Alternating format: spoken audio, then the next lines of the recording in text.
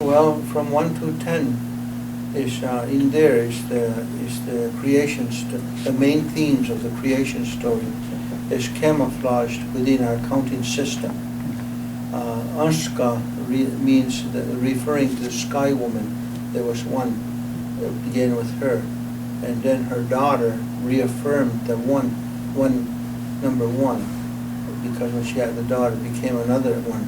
So it was reaffirmation of one, Ashka. And then her daughter became pregnant when she became a young woman. And when she became pregnant, she had two babies, and we call that twins. But in the Mohawk language, we refer to twins as tehnikam, and that's where the word two comes from, dikini. You can hear it in there, tehnikam. So the root word of two is twin. So when you say two, it comes from tehnikam, which means the twins that came from that birth. And then when you say three, is asam. Asam means that when the sky woman was brought down from the sky world to this world, Earth, that was covered with water, the turtle came up and said to place the woman from the sky in the middle of her back, and that means asana jinu, asana jinu. So the word three is asam, which is come from the word asana, means in the middle of the back of the turtle, referring to that. That's number three. And then when you say four, kayeli, the root word is like, it means tkayeli.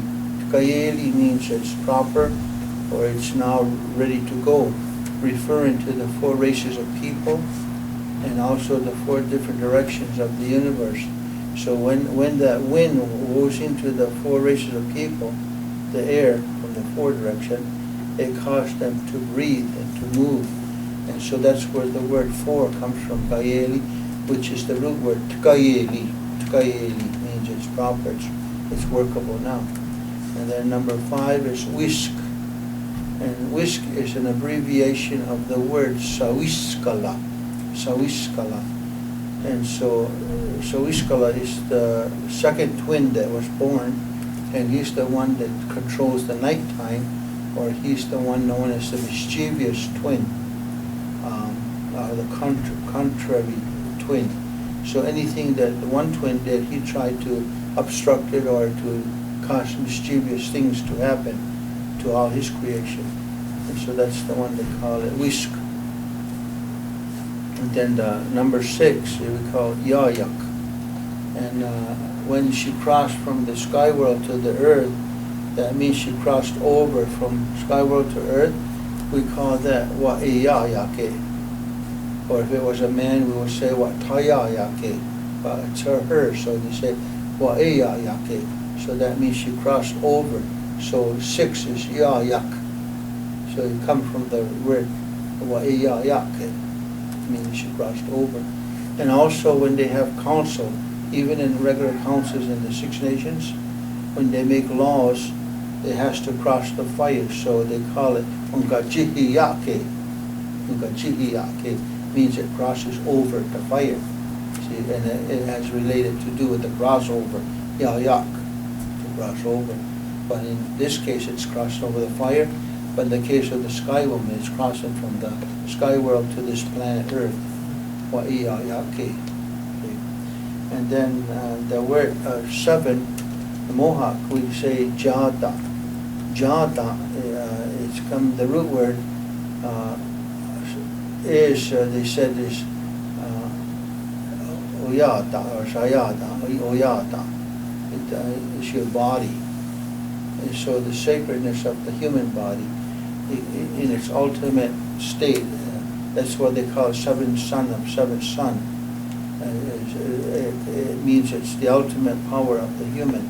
And so when it's a seventh son of a seventh son or a seventh daughter of a seventh daughter, it's said that they have powerful medicine. They can heal. If not healing, then they have another gift that's the equivalent in power.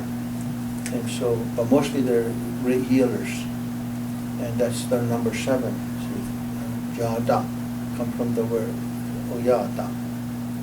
And then number 8 is Sadego. So if you take a apple or an orange or a circle, and you were to dissect that circle right in the middle, and then you were asked somebody to describe the dissection of this circle, and so because you dissect it in the middle, it would be the same, the one side would be the same as the other side. So you say Sadeyut. So the root for Sadego comes from the word balance, or it's the same. So, and usually they say by the time you're 50 or 60 or 70 years old in your life, that's when you become of that nature, where you always listen to every story or anything happening. There's always 2 sides to it. So you always listen first, then you can understand what's the situation. So that's usually when you're 50 or 60 or 70 years old in human life age is when you're able to do that most naturally. And that's the one they call Sadego, Sadeyut, number 8. And then the number for number 9, we call Gyuktam. And that root word from that is what they call Jinigyuktune, Gyuktam. Jinigyuktune, it means the way it was. Where I came from, where my mother came from, my grandma came from, where my race, where my people came from. Jinigyuktune, you're telling the way it was, our trail. So it means to revisit your history from the birth of our humankind, where we came from to here. Jinigyuktune, that's 9. So by the time you're in your 80s or 90s, you're aware of that. You're the one that holds the knowledge of your trail or your history. You're supposed to be. Everybody knows that, are supposed to have attained that by the time you're around 75, 80, or 90. See? So that's 9, Jinigyuktune. Till you get to number 10. Number 10 is Oyeli. Again, it comes back to 4, or the root word would be Tkayeli. Tkayeli, which means it's proper. Now it's complete. It can live. So you come full circle. And that's 10, from 1 to 10. And so when you count from 1 to 10, you're taking the major themes of each event of creation. And it brings it in like a Reader's Digest form, I guess you'd say. Because if you tell the creation story, you can take about an hour, an hour and a half, or maybe even some 2 hours to tell it. But if you just count from 1 to 10, you're saying it, how long does it count? You take to count from 1 to 10? Only a few seconds, 10 seconds actually, and that's it. But if you tell the story in detail, it's about a 2-hour story too. See? So that's one thing that I always say, it was like a rattlesnake. They're so well camouflaged that you can't tell that they even exist unless they move in the wild. And so I guess the Creator must have knew that we were going to be colonized, and we were going to try to be extinguished by the people who came here from across the world, that he camouflaged a lot of our truths and our knowledge and our way into the number system from 1 to 10. So, but that's what I was told by elder people. Whether it's correct or not, I'm not sure, but that's what I was told, and so I always try to share that with people. Actually, I didn't even think it was that relevant. I thought it was just a story, but it became very much meaning. It had become very meaningful to many people once they heard the story.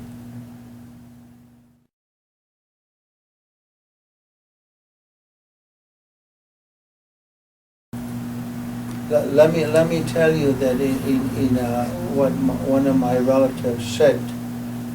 He said, when he's talking about language a little bit, and it refers to family. In the Mohawk people, when we say father, if I tell you my father, if I'm talking to my father, I say Lagini. I call it Lagini. That's what we call her. When we talk to our father, we say Lagini. And one of the elders said that when you say Lagini, that comes from the what they call Laginiha. Laginiha means he loaned it to me. And it's referring that your father loaned it to you, your life.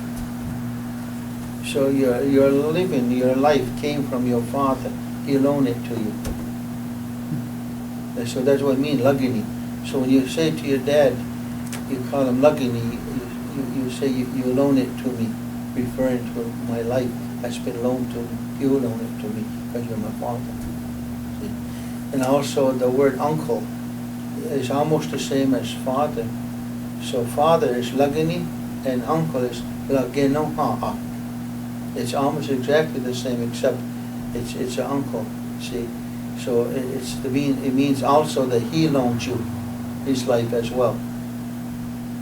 So Lagenoha'a means my uncle, you loaned me life too. See? So that by itself makes stronger family too, just that. So then when you say, Mohawk says for mother, we call mother Istam.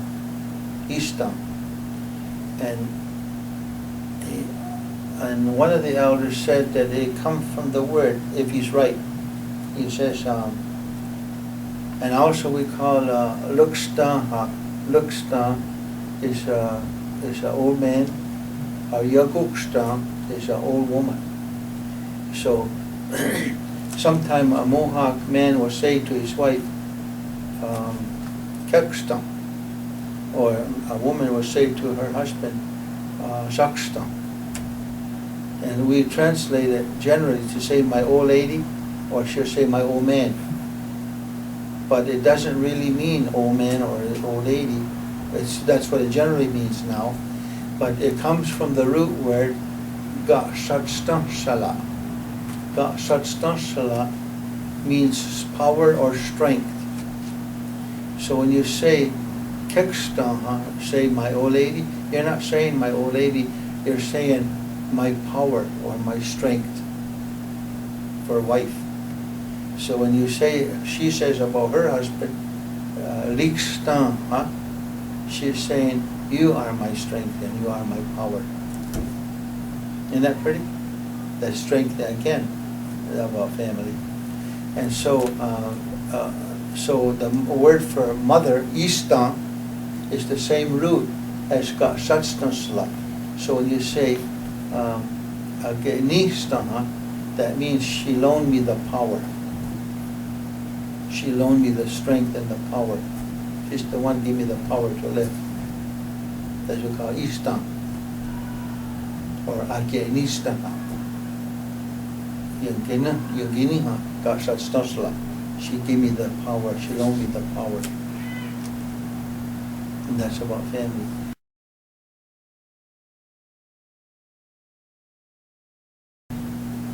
Marriage is the oldest law, more older than the great law, more older than any law.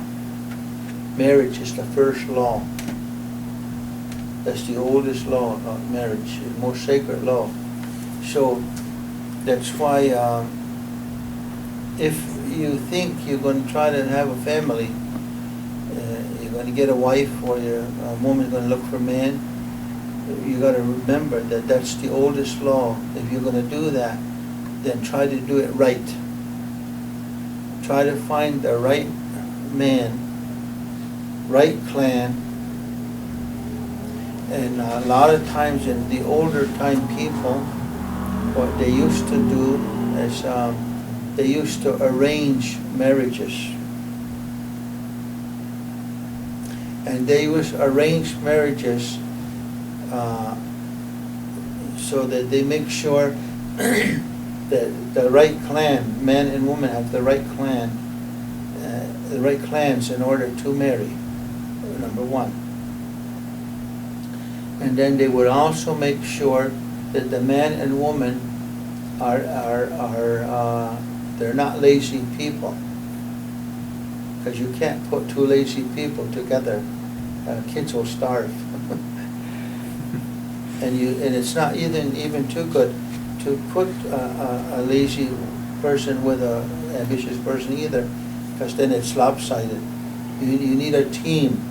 Like if you have horses, and marriage is like having a good team of horses, and you got a big wagon load of hay to pull. Well, you don't want the team to go like this when they try to pull. They'll break the wagon or they'll break the harness, you see. So you want them to pull together and they can move that big wagon. So in marriage, there's a lot of work in marriage for children, raise children. So you have to have a good team. So that means the husband and wife, they have to work together, everything, in order to make that family, which is the big load of wagon, to make it go to the future, see.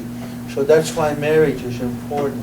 So you just can't, that's why the old one, when they had arranged marriages, they used logic and practicalness. They didn't have this cloud number 9, falling in love stuff. That's our Europeans' idea. That's a Europeans' concept. And we're buying it left and right. And that cloud number 9 is way up there in the sky. And the cloud is in a very good foundation. You can fall through that just like that. And over 60% of Western people, American, Canadian people, over 60% is high divorce rate. So they get married and over 60% ends up with divorce of the whole country. So that's cloud number 9 stuff. It's not very sound. So it's better, so in my opinion, it's better when we had arranged marriages, because there they try to match the right clan and they try to match the one who can work together so they can raise a family, see. And a love, that one you can cultivate it because it's like corn. If you plant corn, you can decide to keep the weeds out of it and keep the brown soft so the corn will grow big and lots of corn. But if you decide not to take the weeds out and not to water it and not to baby it and not to take care of it, then you won't get no corn. And there's the same thing with a marriage, a man and a woman. You can take care of each other and things will grow. And if you neglect each other, then the weeds will grow and nothing, you won't get no harvest. Same with your marriage. So it's more practical sense, I would say, arranged marriages, you see, because you have to survive and stuff. So, but this cloud number 9 sounds romantic and everything, and that's all it is romantic. It isn't practical. It isn't really, so when you're looking to get married or have a marriage, don't get looking at TV for good advertisement and fancy stuff and superficial stuff. You look for the real stuff. What do you really need if you're gonna, for a man and a woman, you have to get along, be compatible, you have to work together and stuff. And that's what a family needs, see. And a man and a woman has to have that if they're going to have children, because you don't want to raise children without that. You got to have that. They need stability because the father and mother is their example, is their proteges. That's what you're going to copy. I want to be like that. I'm going to walk in their shadow. See, and then so that's what we need to do. So that's what family is about. See, so and the Iroquois, we had big extended families, so we had a lot of shadows because grandmothers and grandfathers, they take care of their kids and grandchildren like it was their own flesh and blood, like they gave birth to them, and that's the way it's like that. So. And it's more better that in Iroquois, because in Iroquois, or the Noshoni people, all old people, you're supposed to call them grandpa, all old men. No matter if you're related or not. They always say laksut, which means grandpa. Or if it's an older lady, I always say aksut, whether you're related or not. So every old lady is your grandpa, every old woman is your grandma. So you have hundreds of grandmas, hundreds of grandpa in the world. That's family, strong family. You got a lot of shade. You got a lot of people to emulate. See, Same with your aunts and uncles. You're always supposed to be respectful to them, and they're supposed to be respectful to you because you're their niece and nephew, whether you are by blood or not. They consider, like anybody young people, I always call them my grandchildren, or if they're almost as half my age, then I call them my nephews and nieces, even if they're not related to me. When I go, because I was working for New York State prisons, there's 72 jails, and every time I go in the jail and I see Senecas or Mohawk or Onondagas or Cayugas or Tuscarora or Lakota in there, I always call them my nephews. And some of them almost cries because they don't even know me, and I treat them and I look at them like they are my nephews because I believe they are. And that's the way I call them, my nephews. So after a while, they start to call me uncle too. They got used to it because somebody has set an example to them. Somebody's being a shadow for them where they can have a shape and they can emulate that pattern. See, so that's what young people needs to have that security and that protection, and that's what family is about.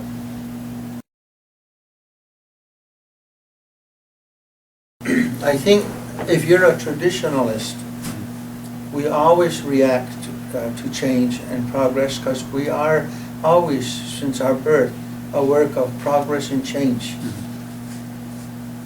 We're famous for change and progress. We never ever stay the same. We're always different. That's the real traditional longhouse people. Because when our ritual and ceremony goes on, it's never the same. When we do a ceremony, it's never the same as it was before. It may look the same, but it isn't, because it's a reaction to that moment's spirituality. Do you see what I'm saying? Mm-hmm. So when you do the opening Thanksgiving address, I never do it the same as I did it yesterday, or the day before, or the day before, because I open up my receptor to the spirits of the world at that moment, at that given moment. I'm the receptor of the spiritual world, and that's the why I know what to talk about next, because I catch my receptor, catches the water, or catches the tree, or catches the animal, and that's the one it talks, and we acknowledge it. So that's why we are always in progress. We're always in change. We're never the same. Like the prayers we have, or the top of the longhouse speeches, it's never ever the same. It's always about nature. It's always about life, but life is never the same. Because you and I, if we meet tomorrow, you might have another gray hair in your head, and I'll have maybe 10 more next time you see me. So I'm not the same as I was, and we're always changing, always changing. So yeah, so we're great changers, and we're people of progress. So we should be more willing to If we don't change, that means we're dead.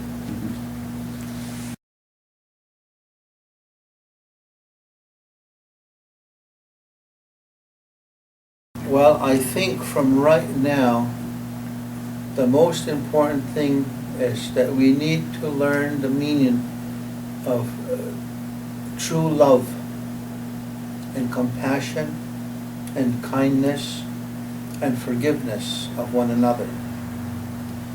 That we need to quit gossips and rumors and character assassination of family members, of fellow clan people, of fellow community people. We need not to do that anymore, but instead replace it with compassion. And when people make a mistake, to use that mistake as a learning device rather than something to hurt them or to condemn them or to hold them back or to exclude them. That's not. When people make a mistake, I always give them a chance to get back with us, to get back into the fold, and to be forgiven, and that's how they're going to learn. But if we don't do that and we exclude them, they get angry, they get lonely, and then they want to pay back. And once you start that cycle of payback, It's never ending. It doesn't stop. It's dysfunctionalism.